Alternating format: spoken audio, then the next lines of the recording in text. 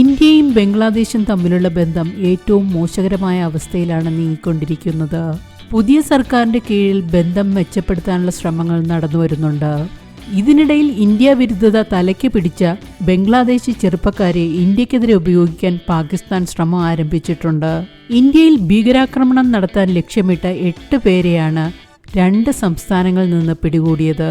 Lashkar-e-Taiba, Pak ചാരസംഘടനയായ ISI, Bangladesh ആസ്ഥാനമായുള്ള ഭീകര സംഘടനകൾ എന്നിവരുമായി ബന്ധമുണ്ടെന്ന് കരുതുന്ന സംഘത്തിന്റെ ഭീകര പദ്ധതി ഡൽഹി പോലീസാണ് തകർത്തത്. ഇന്ത്യയിലെ വിവിധ നഗരങ്ങളിൽ വലിയ ഭീകരാക്രമണ പദ്ധതികളാണ് ഉദ്ദേശിച്ചിരുന്നതെന്നാണ് ഉദ്യോഗസ്ഥർ സംശയിക്കുന്നത്. തമിഴ്നാട് തിരുപ്പൂരിലെ വസ്ത്രശാലകളിലും പശ്ചിമ ബംഗാളിലും ജോലി ചെയ്തിരുന്ന 8 പേരെയാണ് പിടികൂടിയത്. മിസാനൂർ റഹ്മാൻ, മുഹമ്മദ് ഷബാത്ത് ഉമർ, മുഹമ്മദ് ലിറ്റൻ, മുഹമ്മദ് ഷാഹിദ്, മുഹമ്മദ് ഉജ്ജൽ എന്നിവരെ തമിഴ്നാട്ടിൽ നിന്നും മറ്റ് 2 പേരെ പശ്ചിമ ബംഗാളിൽ നിന്നുമാണ് ഞായറാഴ്ച ഡൽഹി പോലീസ് പിടികൂടിയത്. വ്യാജ ആധാർ കാർഡുകൾ ഉൾപ്പെടെ ഇവരിൽ നിന്ന് പിടികൂടി. സംഘത്തിലെ ചിലർ ബംഗ്ലാദേശ് പൗരന്മാരാണെന്ന് പോലീസ് പറയുന്നു. പിടിയിലായ സംഘത്തിനെ നിയന്ത്രിച്ചിരുന്നത് ബംഗ്ലാദേശിൽ നിന്നാണ്. ഇതിന് പിന്നിൽ ഒരു കാശ്മീർ സ്വദേശിയാണെന്നും പോലീസ് പറയുന്നു. ലഷ്കർ-ഇ-തൊയ്ബയുമായി സംഘം ബന്ധപ്പെട്ടിരുന്നുവെന്നും പോലീസ് കണ്ടെത്തിയിട്ടുണ്ട്.